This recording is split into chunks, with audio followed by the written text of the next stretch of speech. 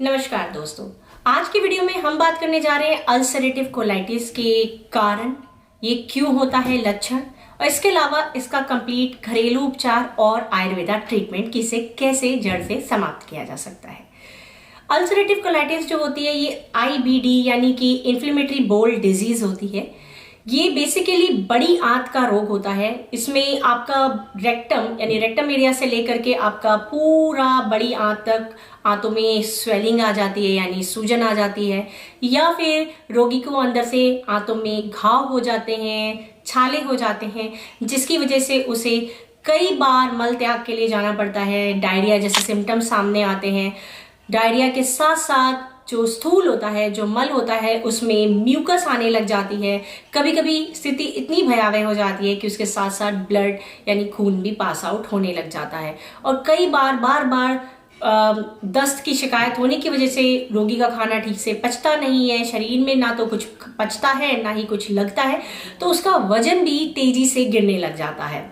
अब इस कंडीशन में रोगी को काफी स्ट्रेस भी होने लग जाता है, क्योंकि वो कुछ ढंग से नहीं खा पा रहा होता है, शरीर में वीकनेस आने लग जाती है, म्यूकस। इसीलिए इसको इस सिचुएशन में जो होता है काफी स्ट्रेस लेवल भी बढ़ जाता है, और स्ट्रेस की वजह से अगेन ये प्रॉब्लम और ज्यादा बढ़ने लग जाती है।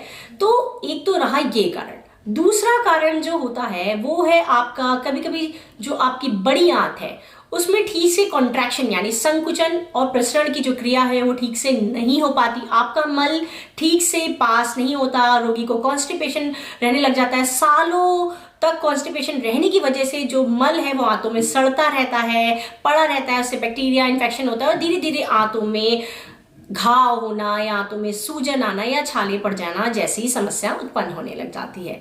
इसके अलावा कभी कभी जो आपकी बड़ी आंत है उसकी रोग प्रतिरोधक क्षमता, जो उसका इम्यून पावर होता है, वो काफी लो हो जाता है, जिससे भी वो अपना बचाव नहीं कर पाती। उसमें रोग उत्पन्न होने लग जाते हैं जैसे कि स्वेलिंग, अल्सर इत्यादि, और उससे फिर म्यूकस आंव बनने लग जाती है। इसे आयुर्वेद की भाषा में आंव संग्रहणी भी बोलते हैं। तो उस सिचुएशन में भी ये रोग होने लग जाता है। तो ये जो सेकंड कारण है ये आमतः ज्यादा नहीं होता। मोस्टली लोगों को पहले कारण यानी खान पान में अविविधता की वजह से ही होती है ये प्रॉब्लम। यानी अगर आप बहुत ज्यादा तला मसालेदार खाना खाते हैं या जंक फूड आपके खाने में बहुत ज्यादा है, फ्रोजन खाना या डिब्बा बंद जो खाना बाजार में रेडीमेड खाना आजकल बहुत ही ज्यादा प्रचलित है। आप ऐड देखेंगे कि फला कंपनी का खाना लाइए, पैकेट खोलिए और उबालिए और बस खाना तैयार है, मटर पनीर तैयार है, तमाम तरह के ऐसे विज्ञापन आते हैं टीवी में। इस तरीके का खाना अगर आप डेली खाते हैं, या फिर जंक फूड हो गया, या फिर बहुत ज्यादा चीज हो गई, इस तरीके का, तो जो खान पान में बहुत ज्यादा तीखा मसालेदार मिर्च मसाला जो लोग प्रयोग करते हैं उसकी वजह से भी ये रोग बढ़ने लग जाता है और पनपता है। तो ये हुए इसके कारण। उसके सिम्टम जैसे बताए मैंने कि इसमें रोगी को बहुत ज्यादा आम जो आपका एब्डोमेन है, पेट में दर्द होता है, मरोड़े उठती हैं, काफी ज्यादा क्रैम्पिंग्स होती हैं। इसके अलावा उसको बार बार दस्त आने की समस्या होती है, और बार बार दस्त, कभी कभी तो ऐसा होता है कि दस्त भी आते हैं और साथ साथ लगता है पेट भी ठीक से साफ नहीं हो रहा। तो दोनों टाइप की कंडीशंस भी कभी कभी होती है। साथ में जो कुछ भी हजम नहीं हो रहा होता, जो आपका एसिडिटी लेवल है वो भी बढ़ जाता है। इसके अलावा रोगी को दस्त में आंव बनने की वजह से आंव पास होती है और कभी कभी ब्लड भी आने लग जाता है। तो ये हुए इसके कुल मिला के सिम्टम्स। जो अब बात करें कि इसके इस रोग को पूरी तरह से ठीक करने के लिए बहुत लोग घबराते हैं कि ये रोग ठीक नहीं होता। हाँ, ये बात सही है कि इसका इलाज लंबा चलता है, क्योंकि एक बार आपकी आंतों में प्रॉब्लम आ जाती है तो उसको हील करने में, उसके घाव को भरने में समय लगता है। और क्योंकि हम जैसे बाहरी त्वचा में कहीं पे है तो उसके ऊपर इतना जोर नहीं पड़ा, बट हमारी आंतें जो है बराबर काम कर रही हैं, तो उस दशा में उस पे उसका जो रोग है पूरी तरह से ठीक करने में थोड़ा समय जरूर लगता है, लेकिन ये रोग कंप्लीटली अच्छे से ठीक हो जाता है। कब? जब आप खान पान यानी आपको डाइट बताई जा रही है उनका भी पालन करते हैं। तो अगर आप अपनी खान पान में ध्यान नहीं रखेंगे और डाइट में चेंजेस नहीं लाएंगे तो आप इस रोग पे काबू नहीं पा सकते। तो मैं आपको बताना चाहती हूँ कि इस रोग में सबसे पहले तो आपको बहुत ज़्यादा तला भुना इस तरीके का गरिष्ठ भोजन जो भारी खाना होता है वो नहीं करना है। अगर आप नॉन वेजिटेरियन है तो जब तक आपका ये रोग ठीक नहीं हो रहा आपको वेज फूड ही खाना चाहिए, क्योंकि वही आपकी आंतों के लिए ज़्यादा मान्य रहेगा और आसानी से आपके हजम हो जाएगा। इसके अलावा जो फल फूल हरे साग सब्जी हैं वो ज़्यादा खाएं। जो आपका दाल चावल रोटी सब्जी जो इंडियन डाइट होती है वो लें। सब्जियों में भी जैसे लौकी, तोरी, टिंडा हो गया, परवल हो गया, इस तरीके की सब्जियां आपके लिए फायदेमंद है। इसके अलावा जो मटर है, गोभी है, भारी सब्जियां जो होती हैं, कटहल हो गया, जो बादी सब्जियां उस तरीके की सब्जियों को अवॉइड करें। दालों में आप मूंग की दाल बहुत अच्छी रहती है, कुल्थी की दाल काफी फायदेमंद है। अरहर और मूंग को दोनों यानी जो तुअर की दाल है मिक्स करके भी आप ले सकते हैं। इसके अलावा जैसे छोला, राजमा इस तरह की चीजें हैं उसका प्रयोग ना करें, वो भारी होती हैं, अगेन उसको डाइजेस्ट करने में समय लगता है।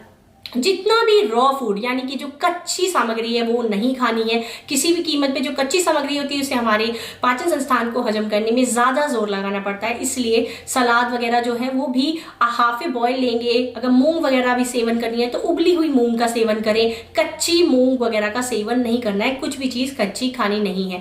आटा जो हमारे आजकल भारतीय खाने में रोटी का सेवन सभी लोग करते हैं, तो जो आटा है गेहूं का आटा उसमें अगर आप थोड़ा रागी मिक्स कर देते हैं और अगर आप मल्टीग्रेन खाते हैं तो वो ज्यादा फायदेमंद रहता है आपके आंतों को काम करने के लिए, आंतों के कंट्रैक्शंस के लिए, और रेचक गुण भी होता है, आपका पेट भी उससे थोड़ा ठीक से साफ होता है और जो कोलाइटिस की दिक्कत है, अल्सरेटिव कोलाइटिस की दिक्कत है उसके लिए अच्छा और लाभदायक होता है।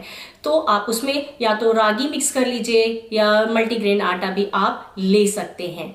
अब बात करते हैं कि कौन कौन से फल फूल इसमें लिए फायदेमंद होते हैं। तो अगर फलों की बात करें तो जितने भी मीठे फल होते हैं वो इस रोग में फायदेमंद है। जितनी भी खट्टी सामग्री है, खट्टी चीजें इस रोग में नहीं ले तो ज्यादा बेटर रहेगा। जैसे टमाटर हो गया उसका प्रयोग कम करें। इसके अलावा जो लोग अगर इमली का प्रयोग कर रहे हैं खाने में, टैमरिन डालते हैं, तो इमली का प्रयोग ना करें, जो कि साउथ इंडिया में बहुत ज्यादा इमली का भी प्रयोग होता है खाने में, तो वो इस रोग को बढ़ाएगी, क्योंकि एसिड ज्यादा बनेगा तो अल्सर जो है वो इंक्रीज हो सकते हैं, जो घाव है बढ़ सकते हैं। इसके अलावा जो आपके फलों में जो है आपका पपीता काफी फायदेमंद है।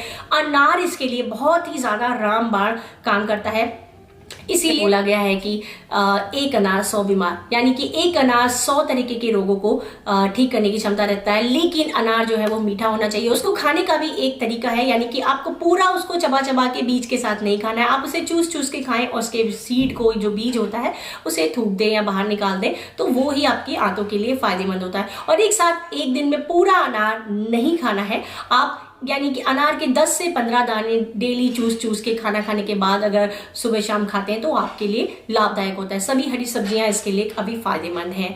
तो ये हो गया इसका कुछ डाइटरी कि किस तरीके से आपको अपनी डाइट मैनेजमेंट करनी है इस रोग के साथ में।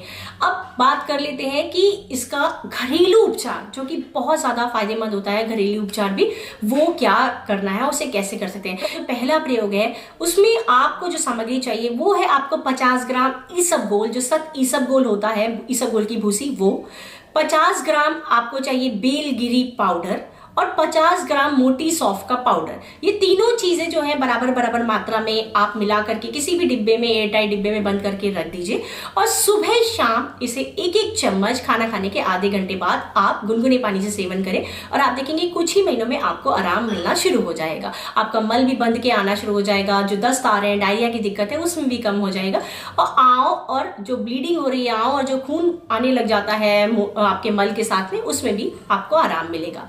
सेकेंड प्रयोग में हमें चाहिए नाग केसर, बेलगिरी पाउडर, गिलोय पाउडर, मुलेठी पाउडर।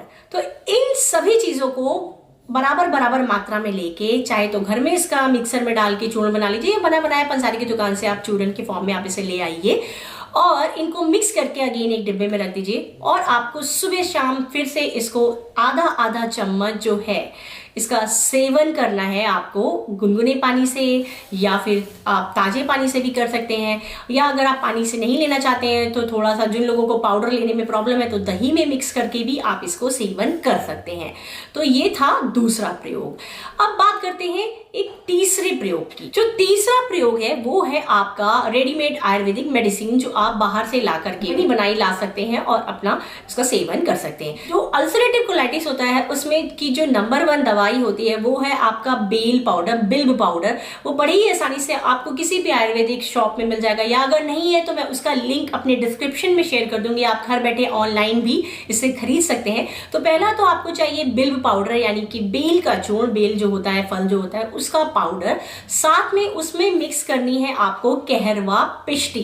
तो उसमें आप जैसे सपोज आपका 100 ग्राम है आपका बेल पाउडर, तो आप 1 चम्मच निकालेंगे बेल पाउडर खाने के लिए, उसमें मिक्स करेंगे 1 से 2 चुटकी कहरवा पिष्टी। और इसको जो है आप चाहे तो मिक्स कर सकते हैं, आपका बना बनाए जो है बेल की शरबत भी मार्केट में मौजूद मिलते हैं। तो अगर आप बेल का पाउडर नहीं यूज करना चाहते हैं तो आप इसे बेल कहरवा पिष्टी जो है बेल की शरबत के साथ में खा सकते हैं। तो ये बहुत ही अच्छी तरीके से काम करती है। और अगर आप शरबत नहीं लेना चाहते, जैसे बहुत लोगों को डायबिटीज की शिकायत होती है, बेल का बना बनाया शरबत मिल जाता है, उसका भी मैं लिंक आपके डिस्क्रिप्शन में ऐड कर दूंगी। नहीं तो आप किसी भी आयुर्वेदिक शॉप में जाकर के ले सकते हैं, बहुत सारे ब्रांड इसको बनाते हैं।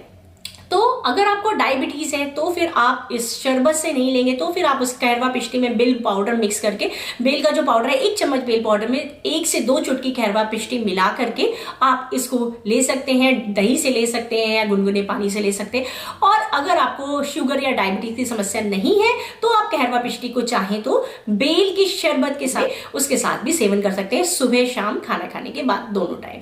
तो ये इसके रहे कुछ आयुर्वेदिक प्रयोग जिसे अपना के आप अपनी अल्सरेटिव कोलाइटिस को और डाइटरी प्लान जो मैंने बताया है उसको, खाने पीने में जो परहेज है उसको भी याद में रखते हुए शामिल करके अपनी इस दिक्कत से बड़ी ही आसानी से छुटकारा पा सकते हैं।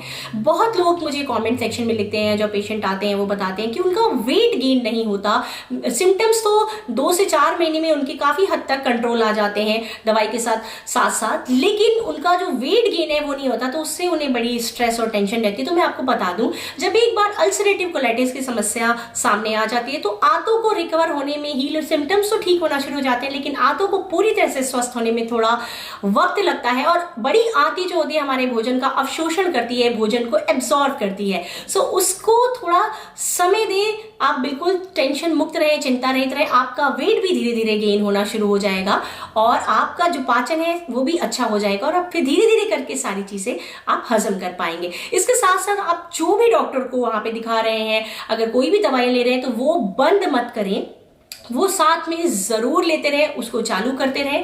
और ये जो मैंने ये प्रयोग बताए इनमें से कोई भी एक प्रयोग आप करें, और सारे प्रयोग एक साथ नहीं करने हैं क्योंकि आपकी बॉडी एक साथ सब चीजें लेने पे बॉडी भी कंफ्यूज हो जाएगी। और अगर आप बाहर डॉक्टर की दवाई भी ले रहे हैं साथ में, ये सारी सब चीजें एक साथ, तो वो मुश्किल हो जाएगी। तो सारे प्रयोग एक साथ नहीं करने हैं, इनमें से कोई भी एक प्रयोग आप चुन करके अपना उस प्रयोग को अपना के आप लाभ पा सकते हैं, उससे निकल सकते हैं इस प्रॉब्लम से। सो आशा करती हूँ वीडियो पसंद आया होगा। अगर कोई भी समस्या या आपका कमेंट हो इससे रिलेटेड तो आप अपना कमेंट नीचे ड्रॉप करें, मैं आपकी मदद करने की पूरी कोशिश करूंगी।